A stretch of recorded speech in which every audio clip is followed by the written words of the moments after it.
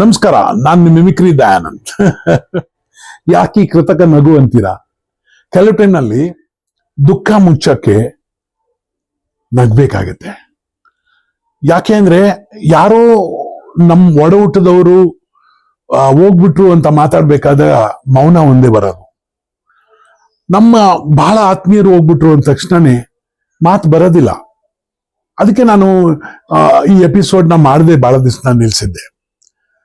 ಈ ಹುಟ್ಟದಬ್ಬದ ದಿವಸ, ಸ್ವಲ್ಪ ದಿನದ ಹಿಂದೆ ನಡೆದ ಹುಟ್ಟದಬ್ಬದ ದಿವಸ ಜನಗಳು ಮಾತಾಡೋದೆಲ್ಲ ಕೇಳಿದಾಗ ನನಗೂ ಮಾತಾಡಬೇಕು ಅನ್ನಿಸ್ತು. ಯಾರು? ನಮ್ಮ ಅಪ್ಪು ಬಗ್ಗೆ, ನಮ್ಮ ಪುನೀತ್ ರಾಜ್ಕುಮಾರ್ ಬಗ್ಗೆ. ಯಾಕೆ ಅಂದ್ರೆ ನಾವು ನಗ್ಸೋರು, ನಾವು ಅಳಬಾರ್ದು. ನಾವು ಯಾವತ್ತೂ ನಗ್ಸೋರೆ ಅಲ್ವಾ? ಆದ್ರೆ ಈ ನಗುವಿನ ಹಿಂದೆನೂ ಒಂದು ಅಳು ಇದೆ ನಮ್ಗೆ. ಯಾಕೆ ಅಂದ್ರೆ ಪುನೀತ್ ಹೋಗಿ ಇಷ್ಟು ವರ್ಷ ಆದ್ರೂ ಕೂಡ ಯಾಕೆ ನಮ್ಗಿನ್ನೂ ಆ ಛಾಯೆ ಹೋಗ್ಲಿಲ್ಲ? ಮನುಷ್ಯನಂತೂ ಮರೆಯೋಕೆ ಈ ಜನ್ಮದಲ್ಲಾಗಲ್ಲ. ನಗುವಿನ ಸರ್ದಾರನ್ನ ನಾವ್ ಯಾರು ನಮ್ಮ ಮನಸ್ಸಿಂದ ಕಿತ್ತಾಕಕ್ಕಾಗಲ್ಲ, ಮರೆಯೋಕ್ಕಾಗಲ್ಲ, ಅಥವಾ ಮಾತಾಡದೆ ಇರಕ್ಕಾಗಲ್ಲ. ಯಾಕೆ ಅಂದ್ರೆ ಈಸ್ ಎ ಗ್ರೇಟ್ ಮ್ಯಾನ್. ಒಂದು ಪುಟ್ಟ ಕಂದ ಬಹಳ ದೊಡ್ಡ ವ್ಯಕ್ತಿ ಆಗ್ಬಿಡೋದು ಹೆಂಗೆ ಸಾಧ್ಯ? ಬಹಳ ಜನ ಅನ್ಕೊಂಡಿದ್ದೇನು ಅಂದ್ರೆ, ನಾನು ನಿಮ್ಗೆ ನಿಜವಾಗ್ಲೂ ಹೇಳ್ತೀನಿ, ಅವ್ರಿಗೆ ರಾಜ್ಯ ಪ್ರಶಸ್ತಿ, ನಾವು ರಾಷ್ಟ್ರ ಪ್ರಶಸ್ತಿ ಬಂದ್ಬಿಡ್ತು, ಇದೆಲ್ಲ ಏನೋ ಇನ್ಫ್ಲುಯೆನ್ಸು ಅಂತ. ಎಂಥದ್ದು ಇಲ್ಲ. ಈಸ್ ವರ್ತ್ ಅಂತ ಗೊತ್ತಾಗಕ್ಕೆ ನಿಮ್ಗೆ ಬಹಳ ಲೇಟ್ ಆಗಿರ್ಬೇಕು. ಯಾಕೆಂದ್ರೆ ಎಲ್ರು ಹೇಳ್ತಾರೆ ರಾಜ್ಕುಮಾರ್ ಮಗ ಅಲ್ವಾ ಅದಕ್ಕೆ ಅಂತ. ಆಗೋದಿಲ್ಲ ರೀ. 6 ತಿಂಗಳ ಮಗನೇ ಕ್ಯಾಮ್ರಾ ಮುಂದೆ ಬಂದು ಆಮೇಲೆ 5 ವರ್ಷ ಆದ ತಕ್ಷಣ, 6 ವರ್ಷ ಆದ ತಕ್ಷಣ, 7 ವರ್ಷ ಆದ ತಕ್ಷಣ ರಾಷ್ಟ್ರ ಪ್ರಶಸ್ತಿ ಎಲ್ಲ ತಗೋಬೇಕು ಅಂತ ಅಂದ್ರೆ ಇದು ಹುಡುಗಾಟದ ಮಾತಲ್ಲ. ಎಲ್ರಿಗೂ ನೀವು ಮೋಸ ಮಾಡಕ್ ಆಗಲ್ಲ. ಡಾಕ್ಟರ್ ರಾಜ್ಕುಮಾರ್ ಅವರು ಅವ್ರ ಮಕ್ಕಳನ್ನ ಪ್ರೀತಿಸಿದ್ದಾರೆ ಅನ್ನೋದ್ರಲ್ಲಿ ಯಾವ ಅನುಮಾನನೂ ಇಲ್ಲ. ಆದ್ರೆ ಇದು ಒಂದು ಅಪರೂಪದ ರತ್ನ. ಕನ್ನಡ ತಾಯಿಯ ಮುಕುಟಮಣಿಯ ಒಂದು ರತ್ನ ಪುನೀತ್ ರಾಜ್ಕುಮಾರ್.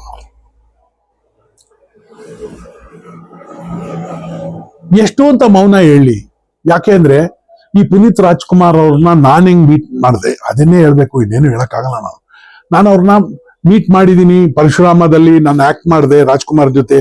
ಆಗ ನಾನು ಪುನೀತ್ ಅವ್ರನ್ನ ಮೀಟ್ ಮಾಡಿದ್ವಿ. ಬಹಳಷ್ಟು ಫಂಕ್ಷನ್ ಅಲ್ಲಿ ಮೀಟ್ ಮಾಡಿದೀನಿ. ಆದ್ರೆ ನಾನು ಮೊದಲನೇ ಸತಿ ಮೀಟ್ ಮಾಡಿದ್ದು ಎಲ್ಲಿ ಅಂತ ಹೇಳಲೇಬೇಕು ಅಂತ ನಾನು ಡಾಕ್ಟರ್ ರಾಜ್ಕುಮಾರ್ ಅವ್ರ ಎಪಿಸೋಡ್ ಅಲ್ಲಿ ಹೇಳಿದ್ದೆ. ಅದೇನೆ ನಾನು ಸಮಯದ ಬೊಂಬೆ ಡಾಕ್ಟರ್ ರಾಜ್ಕುಮಾರ್ ಜೊತೆ ಮೊದಲನೇ ಸತಿ ನಟಿಸ್ತಾ ಇದ್ದಾಗ ನಾನು ಸೆಟ್ ಅಲ್ಲಿ ಹೋಗಿ ನಿಂತಾಗ ಆ ಸೆಟ್ ನಲ್ಲಿ ನನ್ನ ಪ್ಯಾಂಟಿಂಗ್ ಎಳಿತಾ ಇದ್ರು. ಒಂದ್ ಚಿಕ್ಕ ಮಗು ಬಂದೂಕ ಕೈಯಲ್ಲಿದೆ. ಬಂದೂಕ ಕೊಡ್ರಿ, ಬಂದೂಕ ಯಾಕ್ರಿ ಕೊಡಲ್ಲ ಅಂತ. ಅದೇ ಪುನೀತ್. ಚಿಕ್ಕ ಮಗು, ಒಂದ್ 3-4 ವರ್ಷದ ಮಗು, ಕೊಡ್ರಿ ನನಗೆ ಗೊತ್ತು ಡಾಕ್ಟರ್ ರಾಜ್ಕುಮಾರ್ ಮಗು ಅಂತ. ಕೊಡಂಗಿಲ್ಲ. ಡಮ್ಮಿ ಬುಲೆಟ್ಸ್ ಇರೋದು, ಆದ್ರೂ ಕೊಡಂಗಿಲ್ಲ. ಯಾಕ್ರಿ ಕೊಡಿದ್ಯಾ ಅಂತ. ನಿಮ್ಗೆ ಹೇಳ್ಬೇಕು ಅಂದ್ರೆ ಬಹಳ ವರ್ಷಗಳಾಗಿ ಸೂಪರ್ ಸ್ಟಾರ್ ಆಗಿದ್ದಾರವರು. ಕರ್ನಾಟಕದಲ್ಲಿ ಜನ ಮೆಚ್ಚುಗೆ ಎಲ್ಲ ಪಡೆದಿದ್ರು. ನಾನು ಕಂಠೀರವ ಸ್ಟುಡಿಯೋಗೆ ಕಾರಿಂದ ಹೋಗ್ಬೇಕಾದ್ರೆ ಒಂದ್ ಸೌಂಡು, ಬಂದೂಕ ಕೊಡ್ರಿ, ಯಾಕ್ರಿ ಬಂದೂಕ ಕೊಡಲ್ಲ ಅಂತ. ಹಿಂತಿರುಗಿ ನೋಡಿದ್ರೆ ಅಪ್ಪು.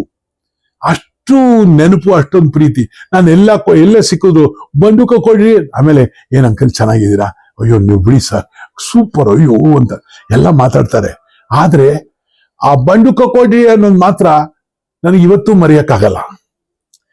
ನಾನು ಪುನೀತ್ ಅವ್ರನ್ನ ಅವತ್ತು ನೋಡಾದ್ಮೇಲೆ ನೆಕ್ಸ್ಟ್ ನೋಡ್ತಾ ಇರೋದು ಪರಶುರಾಮದಲ್ಲಿ. ಅದಕ್ಕಿಂತ ಮಧ್ಯ ಫ್ಯಾಮಿಲಿ ಫಂಕ್ಷನ್ ಎಲ್ಲ ನೋಡ್ತೀವಿ, ಅದೆಲ್ಲ ಸರಿ. ಆದ್ರೆ ಪರಶುರಾಮ ಚಿತ್ರ ಮಾಡೋ ಅಷ್ಟರಲ್ಲಿ ಪುನೀತ್ ರಾಜ್ಕುಮಾರ್ ಸ್ವಂತ ಹಾಡು ಹೇಳಿದ್ದಾರೆ, ನಿಂತ್ರೆ ತಪ್ಪು ಕುಂತ್ರೆ ತಪ್ಪು ಅಂತ. ನಾನು ಅಣ್ಣವರು ಬಹಳಷ್ಟು ಹೊತ್ತು ಮಾತಾಡಿದ್ವಿ ಆ ವಿಷಯ. ಅದು ಹೇಗೆ ಅಂತ ಗೊತ್ತಿಲ್ಲ, ಅವನಿಗೆ ಬಂದ್ಬಿಟ್ಟಿದೆ ಒಳಗಡೆಯಿಂದ. ಅದು ನಾವ್ಯಾರು ನಿಲ್ಸಕ್ಕಾಗಲ್ಲ. ಅಷ್ಟೇ, ಬೆಳೆಸೋದಿರ್ಲಿ, ನಿಲ್ಸಕ್ಕಾಗಲ್ಲ ನಮ್ ಕೈಯಲ್ಲಿ.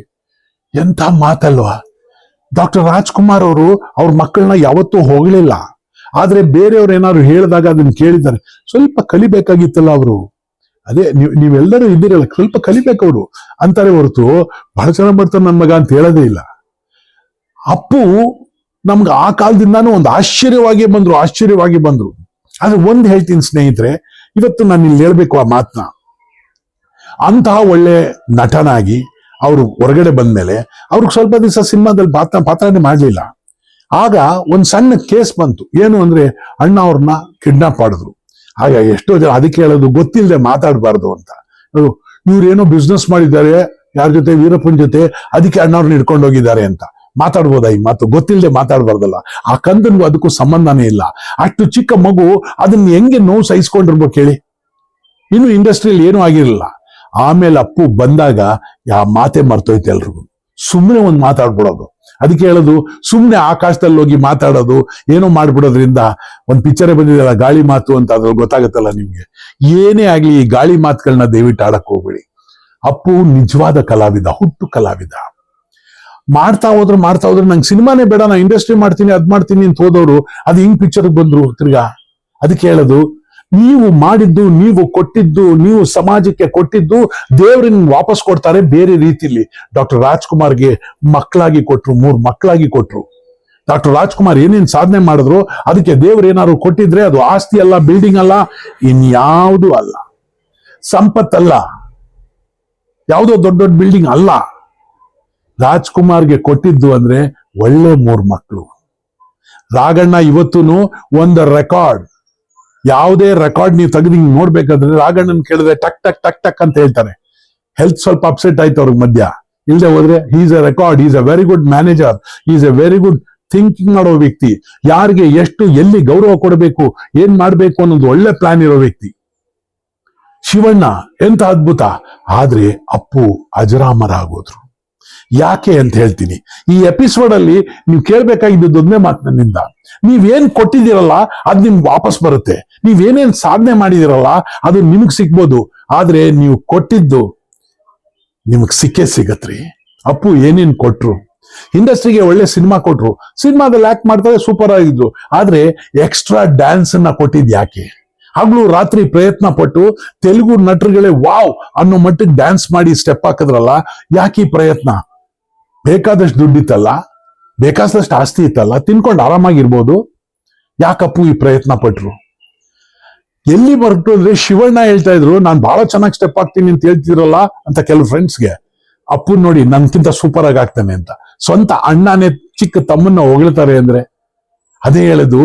ಈ ಏನ್ ಪೈಪೋಟಿ ಇದೆಯಲ್ಲ, ಆ ಪೈಪೋಟಿ ಅವರ ಮನೆಗಳಲ್ಲಿ ಪೈಪೋಟಿಯಾಗಿ ಉಳಿದಿಲ್ಲ, ಆರಾಧನೆಯಾಗಿ ಉಳಿದಿತ್ತು, ಕಲೆಯ ಆರಾಧನೆಯಾಗಿ ಉಳಿದಿತ್ತು. ಆ ಕಲೆಯ ಆರಾಧನೆಯನ್ನ ಸಂಪೂರ್ಣ ಮನೆಯಲ್ಲಿ ಎಲ್ಲರೂ ನಡ್ಸ್ಕೊಂಡ್ ಬಂದ್ರು. ಅದು ಪಾರ್ವತಮ್ಮನ್ನು ಮಾಡಿದ್ರು. ಆದ್ರೆ ಪಾರ್ವತಮ್ಮ ಎಲ್ರ ತರ ಓಹೋ ಬನ್ನಿ ಅಂತ ಏನು ಮಾಡ್ತಿರ್ಲಿಲ್ಲ. ಅವ್ರ ಕಮಾಂಡ್ ಅವ್ರಿಗಿತ್ತು. ಅದೊಂದು ದೊಡ್ಡ ಸೇತುವೆ, ಅದೊಂದು ದೊಡ್ಡ ಗೋಡೆ ಪಾರ್ವತಮ್ಮ ಅವರು. ಆದರೆ ನಮ್ಮ ಅಪ್ಪು ಬೆಳೆದ ರೀತಿ ಏನ್ ಗೊತ್ತಾ? ಆ ಗರಡಿನಲ್ಲಿ ವಿನಯ. ಅಣ್ಣ ಅವರಿಂದ ವಿನಯನ ಹಾಗೆ ತಗೊಂಡಿದ್ರು. ಇನ್ ದಾನ ಮಾಡೋದು ಅಮ್ಮನಿಂದ ಕಲ್ತರು ಅಂತ ಕಾಣುತ್ತೆ ಅನ್ಸುತ್ತೆ. ಯಾಕೆ ಅಂದ್ರೆ ಅವತ್ತೇನೆ ಹೆಣ್ಣು ಮಕ್ಕಳಿಗೆ, ತೊಂದರೆಯಲ್ಲಿರೋ ಹೆಣ್ಣು ಮಕ್ಕಳಿಗೆ ಮೈಸೂರಿನಲ್ಲಿ ಒಂದು ಸಂಸ್ಥೆ ಶುರು ಮಾಡಿದ್ರು ಅಪ್ಪ ಅಮ್ಮ. ಅದರಲ್ಲಿ ಪಾರ್ವತಮ್ಮ ಅವರು ಲೀಡಿಂಗ್ ಕೆಲಸ ತಗೊಂಡ್ರು. ಹೌದು, ಇದನ್ನ ನಾವು ಮಾಡ್ಬೇಕು. ಈ ಅನಾಥಾಶ್ರಮ ಆಗ್ಲಿ, ವೃದ್ಧಾಶ್ರಮ ಆಗ್ಲಿ, ಅಥವಾ ರಿಹ್ಯಾಬಿಲಿಟೇಷನ್ ಆಫ್ ಲೇಡೀಸ್, ಆತರ ಏನೋ ನಾವು ಮಾಡ್ಬೇಕು ಅಂತೇಳಿ ಒಂದು ಎಲ್ಲೂ ಅಡ್ವರ್ಟೈಸ್ಮೆಂಟ್ ಮಾಡಲಿಲ್ಲ, ಸಮಾಜಮುಖಿ ಕೆಲಸನ ಮಾಡಿದ್ರು. ಆ ಮಾಡಿದ್ದನ್ನೇ ಮಗ ನೋಡಿ ಕಲ್ತ್ಕೊಂಡ್ಬಿಟ್ಟು ಅದ್ಧೂರಿಯಾಗಿ ಮಾಡ್ಬಿಟ್ರು. ಎಲ್ಲಿ ನೋಡಿದ್ರಲ್ಲಿ ಎಲ್ಲರಿಗೂ ದಾನ ಧರ್ಮ. ಆದ್ರೆ ಒಂದ್ ಹೇಳ್ತಾರೆ, ಈ ಕೈಯಲ್ಲಿ ಕೊಟ್ಟಿದ್ದು ಈ ಕೈಗೆ ಗೊತ್ತಾಗ್ಬಾರ್ದು ಅಂತ. ಅಪ್ಪು ವಾಸ್ ಡಿಫರೆಂಟ್ ರೀ. ಈ ಕೈ ಕೊಟ್ಟಿದ್ದು ಈ ಕೈಗೆ ಗೊತ್ತಿಲ್ಲ. ಆ ಮನುಷ್ಯನೇ ಹೇಳ್ತಿರ್ಲಿಲ್ಲ ಎಲ್ಲೂನು, ನಾ ಹಿಂಗಾಯ್ತು ಅಂತ. ಓಹೋ ಹೌದಾ ಹೌದಾ ಹೌದಾ. ಒಂದು ದಿನ ಒಂದು ಸೆಟ್ ನಲ್ಲಿ ಕೋಲಾರದಲ್ಲಿ ನಾನು ಹೋದೆ, ಪ್ರೋಗ್ರಾಮ್ ಶೂಟಿಂಗ್ ಅಲ್ಲ. ಹೋದ್ರೆ ಈ ಎಂಟರ್ ಆಗ್ತಾ ಇದ್ದಂಗೆ ಅಪ್ಪು ಏನ್ ಹೇಳಿದ್ರು ಗೊತ್ತಾ ನನಗೆ?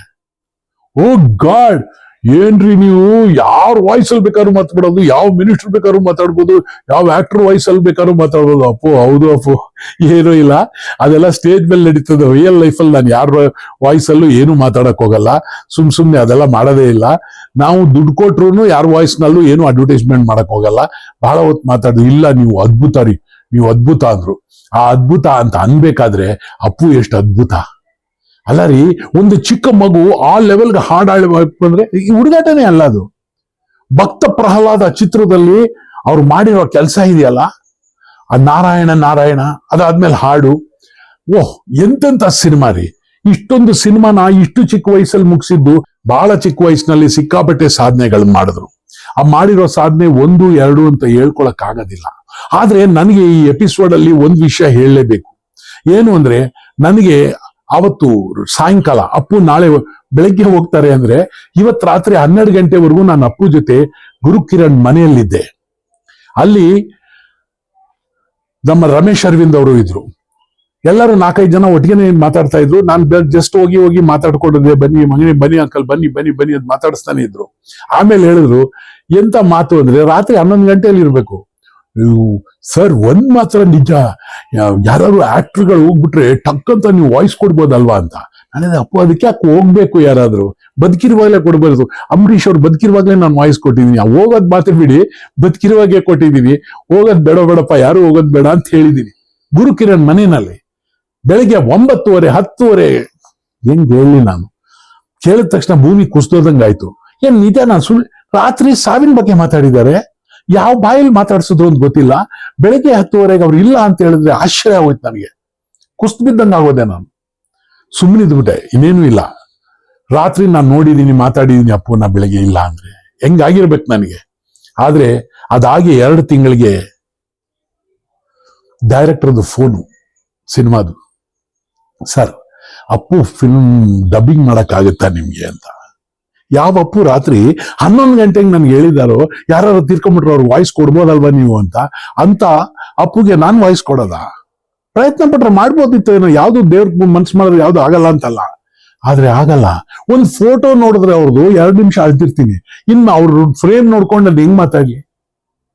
ಓ ಗಾಡ್. ಒಂದ್ಸತಿ ನಿಮ್ಗೆ ಹೇಳ್ತೀನಿ, ಇಂಡಸ್ಟ್ರಿನಲ್ಲಿ ಒಂದ್ ಮೀಟಿಂಗ್ ಇತ್ತು ಚೇಂಬರ್ ಅಲ್ಲಿ. ಆ ಚೇಂಬರ್ ಮೀಟಿಂಗ್ ಹೋದಾಗ ನಾನು ಅಪ್ಪು ಹಿಂಗ್ ನಿಂತಿದ್ರು, ಹಿಂದ್ಗಡೆ ಹೋಗ್ಬಿಟ್ಟು ದಮಯ ಅಂತ ಜಾಗ ಬಿಡಪ್ಪ ಅಂದೆ. ಅಂಕಲ್ ಅಂತ ತಿರುಗಿ ನೋಡಿದ್ರೆ ಅಂಬರೀಷ್ ಅಂತ ತಿರುಗಿ ನೋಡಿದ್ರೆ ನಾನು. ಏನ್ ಆಶ್ಚರ್ಯ ರೀ ಗಾಡ್, ಏನು ಅಂಬರೀಷ್ ಡಿಟ್ಟೋ ಅಂಕಲ್ ವಾಯ್ಸ್ ನಿಮ್ದು ಅಂದ್ರೆ ಅದಕ್ಕೆ ಜನ ಕೊಡೋದು ಅಪ್ಪು ಅಂತ ಹೇಳಿದೆ. ಆದ್ರೆ ಇಂಥ ಅಪ್ಪು ನಗುವಿನ ಸರ್ದಾರ. ಯಾಕೆ ನಗುವಿನ ಸರ್ದಾರ ಗೊತ್ತಾ ನಿಮ್ಗೆ? ಸಾವಿರಾರು ಜನಗಳ ಮುಖದಲ್ಲಿ ನಗುವನ್ನ ತರಿಸಿದ್ದಾರೆ. ತಂದೆ ತಾಯಿಗಳು ನಾನು ನೋಡದೆ ಬೀದಿಗೆ ಬಿಟ್ರೆ ಅವ್ರನ್ನ ಸಾಕಿ ಅಲ್ಲಿ ಒಂದ್ ಸ್ಥಾಪನೆ ಮಾಡ್ಕೊಂಡಿದ್ದಾರೆ. ನೀ ನಗು ಬರೋದು ಯಾವಾಗ ಅಂದ್ರೆ ಒಳಗಡೆ ಕ್ಲೀನ್ ಇದ್ರೆ ರೀ. Appu was A white paper, ಹೃದಯ ಬಿಳಿ ಕಾಗದ ತರ ಇತ್ತು ಅಪ್ಪುದು. ಅದರಿಂದಾನೆ ಎಲ್ಲ ಮಾಡ್ತಿದ್ರು, ಯಾರಿಗೂ ಹೇಳ್ತಿರ್ಲಿಲ್ಲ. ಆ ಹೆಣ್ಣು ಮಕ್ಕಳು 2 ಇದಾರಲ್ಲ, ನಿಜವಾಗ್ಲೂ ಅವ್ರಿಗೆ ದೇವಿ ಶಕ್ತಿ ಕೊಡ್ಲಿ ಈ ಸಂಸ್ಥೆಯನ್ನೆಲ್ಲ ತಿರ್ಗಾ ನಡೆಸೋದಕ್ಕೆ. 3 ಹೆಣ್ಮಕ್ಳು ಒಟ್ಟಿಗೆ, ಅಂದ್ರೆ ಅಪ್ಪು ಅವ್ರ ಮನೆಯವರು ಸೇರ್ಕೊಂಡು 3 ಹೆಣ್ಮಕ್ಳು ಒಟ್ಟಿಗೆ ಈ ಕೆಲಸನ ಮುಂದುವರಿಸ್ಲಿ. ಯಾಕೆ ಅಂದ್ರೆ ನಾನು ಯಾವುದೇ ದೇಶಕ್ಕೆ ಹೋದ್ರು, ಯಾವುದೇ ಇಂಡಸ್ಟ್ರಿಗೆ ಹೋದ್ರು ಅಲ್ಲಿ ಹೇಳೋದೇನು ಅಂದ್ರೆ ಅಪ್ಪುವಿನ ಬಗ್ಗೆ ಹಿಂದಿನಲ್ಲೂ ಮಾತಾಡ್ತಾರೆ, ತೆಲುಗಿನಲ್ಲೂ ಮಾತಾಡ್ತಾರೆ, ತಮಿಳ್ನಲ್ಲೂ ಮಾತಾಡ್ತಾರೆ, ಮಲಯಾಳದಲ್ಲೂ ಮಾತಾಡ್ತಾರೆ. ಎಲ್ಲ ಮಾತಾಡೋದ್ರ ಜೊತೆಗೆ ಅಯ್ಯೋ ನಿಮ್ಮ ಅಪ್ಪು ತರ ಒಬ್ಬ ನಮ್ಮ ಇಂಡಸ್ಟ್ರಿಯಲ್ಲಿ ಇಲ್ವಲ್ಲ ಅಂತಾರೆ. ಏನ್ರಿ ನಾವೇನ್ ಹೆಮ್ಮೆ ಪಡ್ಬೇಕು? ನಮ್ಮ ಇಂಡಸ್ಟ್ರಿಯಲ್ಲಿ ಒಂದ್ ಅಪ್ಪು ತರ ಇದ್ಬಿಟ್ಟಿದ್ರೆ ನಮ್ಮ ದೇಶ ಎಷ್ಟು ಚೆನ್ನಾಗಾಗ್ಬಿಟ್ರೆ, ನಮ್ಮ ರಾಜ್ಯ ಎಷ್ಟು ಚೆನ್ನಾಗಾಗ್ಬಿಟ್ಟಿರೋದು ಅಂತ ಹೇಳ್ತಾರೆ. ಅದಕ್ಕೆ ಹೇಳೋದು, ಹುಟ್ಟಿದರೆ ಕನ್ನಡ ನಾಡಲ್ಲಿ ಹುಟ್ಟಬೇಕು ಅಂತ ಹೇಳಿದ್ರಲ್ಲ, ಅಪ್ಪು ಹುಟ್ಟಿದ್ರಿ. ಡಾಕ್ಟರ್ ರಾಜ್ಕುಮಾರ್ ಸಾಲಾಡಿದರೆ ಹುಟ್ಟಿದರೆ ಕನ್ನಡ ನಾಡಲ್ಲಿ ಹುಟ್ಟಬೇಕು. ಅಪ್ಪು ವೇಸ್ಟ್, ನೀವು ಕರ್ನಾಟಕದಲ್ಲಿ ಹುಟ್ಟಬೇಕು, ನೀವು ಕನ್ನಡದಲ್ಲೇ ಇರಬೇಕು. ಕರ್ನಾಟಕಕ್ಕೆ ಮತ್ತೆ ಬನ್ನಿ, we are all waiting for you. ನಮ್ಮಂತ ಅವರೆಲ್ಲ ಹೋಗ್ಲಿ, ಅಪ್ಪು ಅಂತ ಅವ್ರು 1000 ಜನ ಬರ್ಲಿ, ಈ ನಾಡು ಉಳಿಲಿ. ನಮಸ್ಕಾರ ಅಂತ ದಾನಿಗೆ.